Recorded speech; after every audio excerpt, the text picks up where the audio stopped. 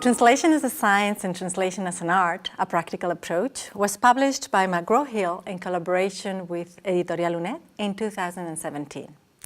The book arises from the need to provide readers with the necessary theoretical and practical tools to understand the basics of the science of the translation art. Because in fact, the aim here is to describe the nature of translation, both as a science and as an art, because I honestly think that translation needs to be understood in both directions if one wants to fully comprehend its nature. However, let me say that this book does not attempt to provide final solutions to translation problems. Its main goal is simply to describe the basic concepts that any person interested in learning about translation should know, say a student, a scholar, or simply a translation enthusiast.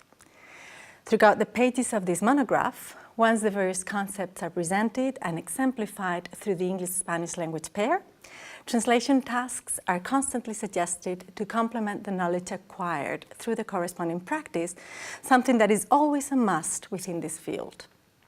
So, in the book, the reader can find plenty of examples of translated texts, English-Spanish, of different sorts, and what's even more important, most of them are commented and analyzed following the concepts studied in each section. And let me close this short presentation with a final reflection that clearly defines the essence of translation as a science and translation as an art, a practical approach.